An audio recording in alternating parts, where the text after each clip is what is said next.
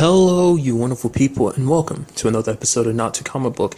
This being a show where I talk about TV shows that are adaptations of comic books. For today's episode, I'm going to talk about the latest episode of Preacher. Another fantastic episode of Preacher. I really liked it. I love that whole, Jesse sitting in the church, he's praying, he's like, God, bring Eugene back, and I promise I'll never use Genesis again. Which, the way he was saying it, it's like, you can tell he was partly serious, but there was a part of me that's like, you don't really mean that. And then all of a sudden, he hears something underneath the floorboards. I'm like, what the hell? And then Eugene's hands come. I was like, holy crap. What I really liked is that whole conversation being like, so it's like, I heard your voice, or really the thing of the voice of the thing inside of you.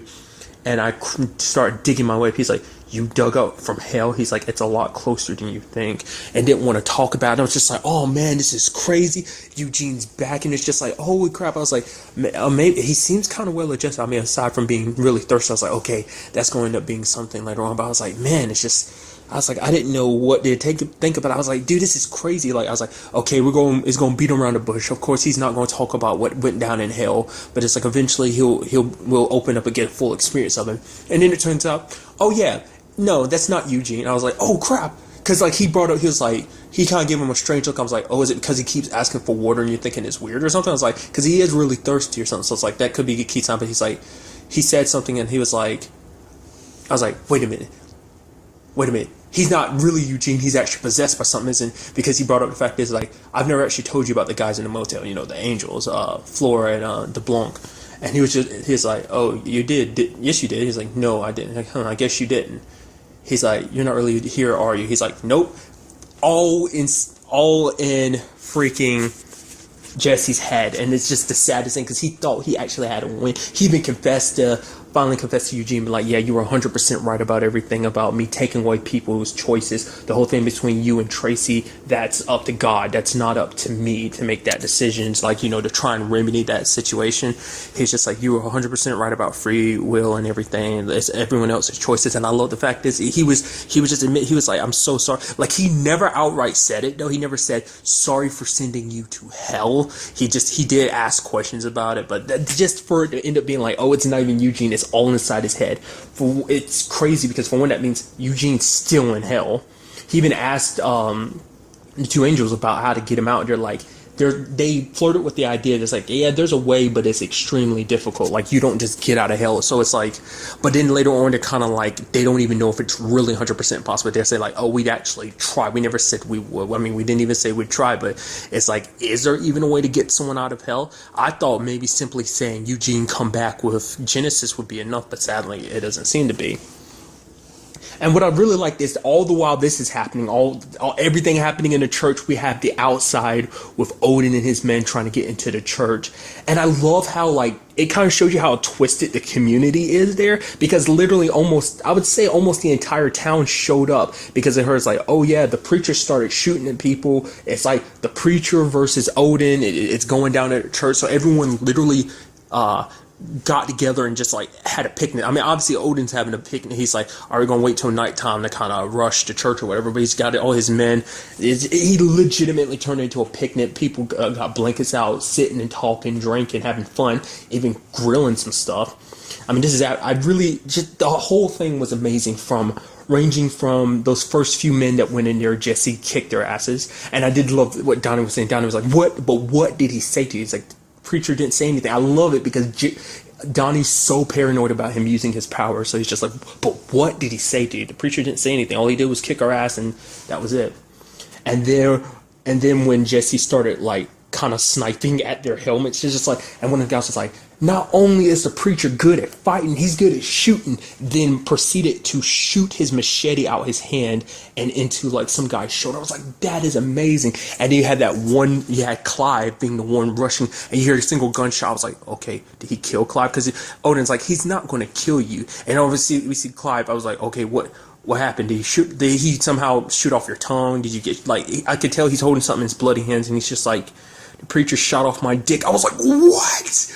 And he's just like, yeah, it doesn't hurt. He's just so in shock. He's kind of like, yeah, I mean, you think it hurt, but it doesn't. I mean, later on, he's screaming in pain when the lady, she's like, "It's okay, Clive. You're gonna be back in shape in no time." And she's like, "Oh, here's your dick," and she dropped it on his lap, and he was crying in pain. So it's just the shock kind of just finally wore off. But he was just kind of like looking around. Even at one point, you see him kind of having it in one of his hands, and he's playing with using his other hand to kind of mess around with it. It's just like Jesse shot off his dick. That, hands down, so far in my opinion, is the greatest thing that's happened so far in this show. That was freaking amazing. And just that, everything playing out like that. Because the moment he said it was his dick, like, you see some people kind of taking a step back, kind of like tilting their heads, like, wow. So, and to me, another twist was when you had Donnie putting his head underneath the car. I was like, oh, did he finally snap and he's going to kill himself. And I was like, so certain of it. And then he showed up, I was like, wait, is this some kind of like, what's going on? Oh, sure, he shot himself. And then it's like, oh no, he just shot the gun near his ear. He wanted to make himself deaf so that he didn't never have to be scared of Jesse's powers again. But granted, in his case, it's like Jesse was at this point defeated because he had given up. I mean, I know I'm skipping over a whole bunch of stuff, but it's just like, to me, that was kind of like, he was just like, go ahead, pull the trigger. And even Donnie was kind of caught off guard, but he's like, he's not even fighting back, because Jesse just everything fell apart to him, because it's like, okay, the angels try to put Genesis inside of the container. And I love the conversation. Jesse's like, but there's so many questions. He's like, Jesse finally found out like what happened to the other preachers, that the other people, because they didn't mention the fact that it was in preachers, but specifically just the other people that got Genesis inside of them exploded. He's the only one that didn't. They don't know. They understand why. They don't really want to understand why. It's like, basically, it's like not in their job description to question it. It's kind of, I kind of see that in certain other medias with angels. It seems like angels don't question things. It's like they kind of, I don't know if they necessarily believe in free will or not. I don't know. Like, a few things, like for instance, the show Supernatural, angels didn't really believe in free will. It's kind of like you play by the books and that's it. You go by like the rules that are set forth. There's no deviating from the plan. It's just like, there's no need for emotions to be added into it. That's kind of always been there. So I'm wondering if that's the same thing for him. It's like, we don't question God's laws and his orders and the rules. It's just, we don't bother asking questions because it's not our business to ask questions. Who are we to question God, type of thing. So I don't know, maybe just reading too much in the situation, but they were able to pull it out of Jesse, because Jesse did have to finally admit, because DeBlanc was like, and let's face it, you've had this thing for a little while. What good have you done with it? And Jesse couldn't even answer, because he's like, he's done nothing. Like, nothing good has come about him using Genesis. They took it out of him, but like a couple seconds later, maybe a few minutes later, it breaks out of the container and finds its way back inside Jesse. And then it's like, oh crap, the container's busted, so there's nothing they can do about it. So it makes you wonder, what are they going to do now? Because can they even go back home now? Because it's like, if they go back home, they have to admit what went down. But I guess at this point they have to, because there's no remedying. There's no remedy for this situation. It's like the container to hold Genesis is destroyed, so there's no pulling it out of him now. So it's kind of like, what do we do? And you probably have to report it. It's like, before they wanted to try and save their own hides by fixing the situation before, it becomes known that there's a situation to be fixed, but now it's out of their hands. So I don't know. Then, like I said, we had the whole Eugene thing, which I really liked Eugene in this episode because of what he represented in kind of Jesse. It's just kind of like, I feel like we got to see the actor who plays Eugene have a little bit more fun as a character inside of, Jesse's head. I don't know. I feel like I don't know, just because of just kind of the snarky comments he was making and stuff like that. When basically when Jesse was like, yeah, we, and the angels were like, yo, what do you mean we? And then he turns towards Eugene, and Eugene's kind of like, oh, I guess they can't see. I guess you are the only one that can see me. I guess you are the only crazy one here. So just little snarky comments like that. And I was wondering what was going to happen with his dad's outside, because Jesse called him. So I was like, okay, so what's going to happen with that whole situation? It's kind of like, well, maybe, I thought his dad would be kind of pissed, like, oh, what happened to Eugene and stuff like that. But I'm guessing, at the end of the episode, we see Jesse get arrested. That in itself I have many questions about. But I'm curious to think, like, maybe he's just thinking, like, oh, the preacher called because he finally did snap. So many things. There was that whole like thing at the beginning on top of that cable card in that place called Vail. It ended up falling. I'm like, what the hell does that have to do with anything? I don't know. Maybe that's something that's going to make sense later. We got a peek at Odin's background a little bit. Like, I don't know whether it's all of his family. Like, the one that he kind of brought up by name was his little girl. Essentially, his little girl was killed, and we see basically he was like, I can't even tell the difference between the intestines, between a cow's intestines and my little girl's intestines. Can't tell the difference because on the inside it's just meat. There is no soul. There's nothing, because it seems like Odin was a very religious man beforehand, but after what happened, with all those boxes around, it seemed like it was more than just his little girl. They were just his family was decimated, so he lost faith, and that's what we see. That's what we didn't get to see that time when Jesse looked into the room, and we didn't get to see what he saw. That's what he saw. That basically Odin was kind of like denounce your God, go to your church and denounce your God. So that's why he's so adamant about taking a church. Yes, expanding the business, bringing money into the town, because that's why the mayor is kind of okay with what Odin's doing, because it's like, yeah, like the school system's falling apart because there's basically not enough money circulating in the town. But doing what Odin's doing, if he builds what he's going to build there, then yeah, it's going to be more money for the town. But he's also destroying it because he has such a problem with God, because he kind of is just like, maybe, I don't know. Maybe his will to like denounce God was so strong that it broke free of whatever, Genesis put in his head. And maybe he was able to break free of it. I don't know. Maybe there is, I don't know. There's too many maybes with that situation, because it's like either Genesis power does wear off. Maybe after once someone has reached a certain goal, like accomplish what they're told, maybe Genesis power kind of leaves them or something, or maybe just by sheer will alone, because of what was, in his heart and his mind about, God in general, that he was able to renounce it. Because he was saying like, oh, he believed in a God of meat. Now, I don't know whether that's because it's like, once again, maybe that was another thing where it's kind of like, because Jesse wasn't specific about what God for him to believe in, because he doesn't believe in a heavenly God, believing in a God of meat, maybe that's what it is. I don't know. Maybe that is what drove him to do the things he did, not because of a heavenly God, but because of his belief in a meat God. And I don't know. There's so many damn circumstances. We still don't you have a general idea of what Genesis does, but we don't have a full scope of understanding what it does and its effects on people. But at the end of it, like Jesse's like, let's have one more deal, basically. I'll bring God to this town. I've been trying to bring people to God. How about we bring God to this town, this church, and, give me one more Sunday, kind of like double or nothing kind of event, and basically get some answers from him. And if we don't get satisfactory answers, then I'll denounce him. Because it's kind of like, how can you follow an answer to a God that is silent, that doesn't answer to you? And it's kind of like, even at this point, Jesse's kind of like, even he's kind of he's questioning his own faith, because it's like, with everything happening, it's kind of like, what I mean, he wants to really know, like, about the whole Eugene situation plus Genesis. Why is it inside of him? Is it even possible for him to do any good with it? Why has Genesis chose him? It was out of him, and yet it went back to him. Like, is this God's will, or is this something else entirely? Is this simply Genesis's will? Like, does Genesis' will outweigh God's will?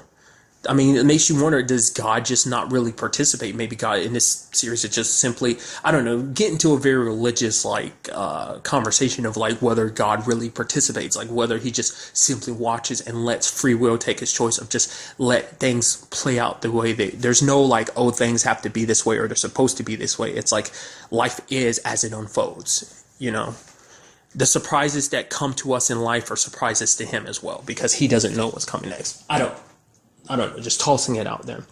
But like I said, we see him get arrested at the end of the episode, so I don't know whether that means Odin was okay with it, what's going to happen with the church. Another thing to talk about, Emily, there was the whole thing with her and the mayor. His name's Miles. Finally picked that up.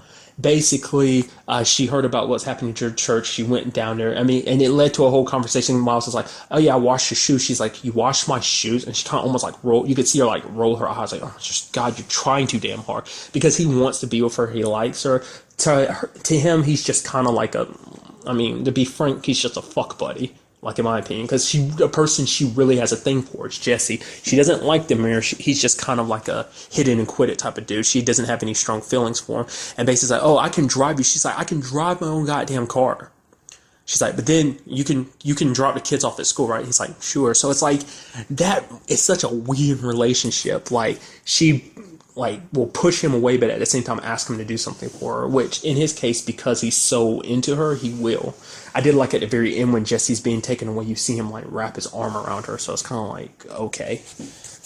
Because he kind of brought it up to Emily, basically saying like, "You don't really know Jesse. We all knew that Jesse was a criminal, but but we kind of let him keep on with this whole like charade of being a preacher. Like, he's not a good person. He's a bad guy, and it's time for you to kind of face reality. You can live in this fantasy of like, oh, him being a good guy, or you can live in reality where he actually is a bad guy." So I don't know. One of my other favorite lines in this episode came from Odin himself, being like, "Now you guys with your like kind of basically everyone with melee weapons, hammers and just close range weapons." He's like, "You guys are going to charge in first. Now some of you might be thinking you're going to be human shields. Now I'm not one to mince words, but you are humans and you are shields of some sort." I love that he says like, what? I get, because I get it. He was trying to make it feel like, okay, I'm not sending you out there to be. I'm trying to ease your mind and making you are going to be sacrificed. Yeah, you are going to be sacrificed. It's as simple as that. Like, you're sponges for his bullets. That's all you are. Like, he tried to like nicen it up a bit, but at least he did say like, "Yeah, let's not beat around the bush. It is what it is." So I really like that line. Then also everything we also had Tulip's side. It's that time we see her having a dog, and it's kind of like, okay, she's playing with the dog, being friendly with the dog. At first I'm kind of like, okay, it's supposed to be your replacement for Jesse, and it was just like, okay, because throughout the episode I was constantly wondering like, okay, also like whatever happened to Cassie? We haven't seen him since like he was burning up, but at the end of the episode we see her put the dog in the room and close the door, and we hear it kind of yelping. So it's like, there he is. I mean, I don't know if that was the first dog she fed him, or was that there are other things. There were probably other things too. He probably sustained a lot of like injury. Like, he needs probably a large amount of blood to recover from burning like he did. Because who knows like how long it took Jesse to finally put him out, or even just by the time Jesse did immediately put him out, he just already sustained too much damage. So like, they didn't show it was Cassidy, but you can only assume it was Cassidy. So that was very interesting. I guess she wanted to kind of treat the dog right. She didn't want to immediately feed it to Cass. I guess she wanted the dog to kind of have one good day. And then basically she was like, "Damn you, Jesse Custard." Because like I thought, like I said, I thought the dog was supposed to be a replacement for, but she knew what the dog had, that purpose all along was to be Cassidy's meal. So I guess she just wanted to give it one good day before she fed it to him. I can only chalk it up to that, so. And then finally, there's the thing at the end of the episode. I don't know how to interpret that. Basically, pressure's building up, and the guy's there to kind of make sure that the pressure stays below, like, dangerous levels. So I don't know whether that's supposed to be a metaphor for what's going on right now, or whether that's going to be something that turns into a plot point later on. Don't know. All I can say is a really good episode, and I am just eagerly awaiting. Sadly, I have to wait till next week to see the next episode. It's so good. I want to know where everything's going to go. The whole thing with the church, whether Odin really has ownership of it now. The whole thing with Jesse being locked up, Cassidy and Tulip. The whole Eugene situation. because that kind of came up too. Is like the fact is that the sheriff is like, me and Eugene have different our problems, but I don't know what I'd do without him. And eventually, it led to a conversation where basically Odin basically answered him saying like, you'd find a way to kind of go on without him. He kind of had to go on without his little girl. So I don't know. Like, I'd like to learn more about that situation. Like, what led to that? Could that be connected to the same people that killed Jesse's dad? I don't know. It's kind of interesting. I also, like you said, I brought it up earlier. Like, what are the angels? What are they going to do now? Are they going to stay on Earth? They're going to go back home. I feel like they're going to be staying here for a while because I think they're going to be super reluctant to go back home. So I don't know. Very interested to get some answers to these questions. Find out where everything is going. But that's really all I want to talk about in this episode. Till the next time we meet, be happy, be safe, live life to the fullest, and enjoy it. Good day and goodbye.